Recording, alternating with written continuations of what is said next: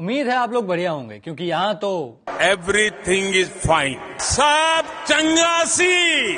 नमस्कार, मैं प्रद्युम्न हाजिर हूँ आम आदमी की कार, दिल्ली सरकार और मोदी जी के सत्कार से जुड़ी खबरें लेकर। किस खबर ने दी टेंशन, किसने मचाई आफत, किसने किससे क्या कहा, कौन हुआ आहत, पूरे हफ्ते का डोज लेकर हाजिर है पंचायत। आज का ये कार्यक्रम बहुत अहम है। सबसे पहले बात पीएम मोदी की। घूम फिर करके फिर तनाव आ गया। प्राइम मिनिस्टर नहीं, पैकर्स एंड मूवर्स वाले पीएम की। भारत में अपने कुछ दिनों का वैकेशन पीरियड खत्म करके मोदी जी फिर से 5 देशों के टूर पर निकल गए हैं।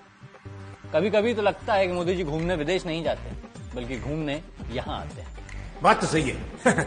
बाकी लोगों की पहुंच दूर दूर तक होती है, इनकी पहुंच टूर टूर तक। असली एनआरआई तो यही है, नॉन रिटर्निंग इंडियन। मैं सब समझ रहा हूँ। मोदी जी के घूमने का शौक अब देश को शौक देता जा रहा है। इतने देश घूमने का रिजल्ट पहलगाम के बाद देख ही लिया था। कोई देश साथ नहीं। पाकिस्तान को अलग करने की डेंगे थी और खुद अलग होकर रह गए। खबर तो आपको भी पता ही होगी कि पाकिस्तान यूएनएससी यानी संयुक्त राष्ट्र सुरक्षा परिषद का अध्यक्ष बन गया है। समझ नहीं आ रहा है कि मोदी जी किसकी तरफ है।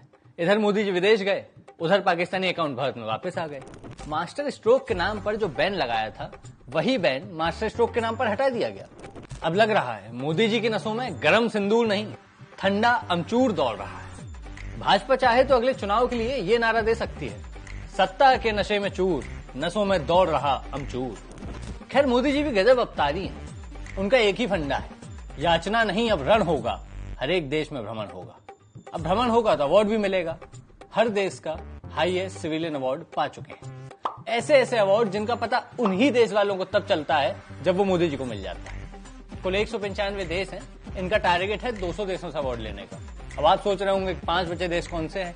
अरे भाई, अपने देसी कोलंबस हैं, अभी खोजेंगे तब फिर अवार्ड लेंगे जी। तो मोदी सरकार के बाद चर्चा में दिल्ली सरकार भी रही। उनके अपने अलग कारनामे हैं।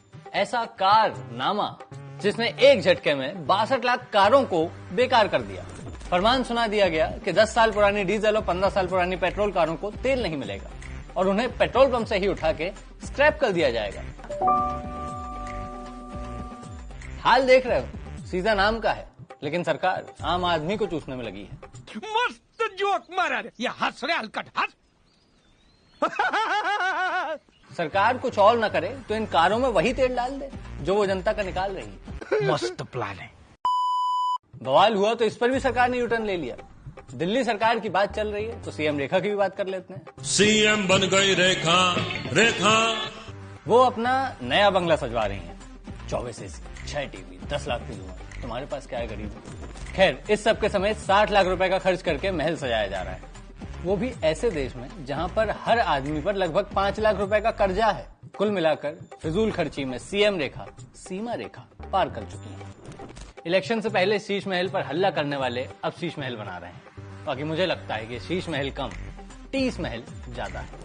अगली खबर अजब एमपी से आई है और खबर भी बहुत गजब है। यहाँ सीएम मोहन यादव के काफिले की 19 गाड़ियों में डीजल की जगह पानी भर दिया। बाकी बातों का पता नहीं, लेकिन पंप वाले की ईमानदारी की दाद देनी पड़ेगी। उसने अपने कस्टमर्स में कोई भेदभाव नहीं किया। शाबाश बेटा, बहुत बढ़िया मुन्ना। बाकी मानसून के सीजन में मोदी सरकार ने एक नई योजना शुरू की है, प्रधानमंत्री सड़क में सुरंग योजना। 2 फोटो देखिए, एक केंद्रीय मंत्री सिंधिया के इलाके की, दूसरी पीएम मोदी के संसदीय क्षेत्र की। और जाते जाते हमारी डोनाल्ड ट्रंप से एक गुजारिश है, वो मोदी जी को बुलाकर उस युद्ध में भी सीज फायर करा दें जो उन्होंने देश की जनता के खिलाफ छेड़ रखा है। आज के लिए इतना ही काफी है। अगले हफ्ते फिर आऊंगा बेखबरों को खबर देने और जनता के सरोकार में नाकाम सरकार की खबर लेने। तब तक के लिए टाटा।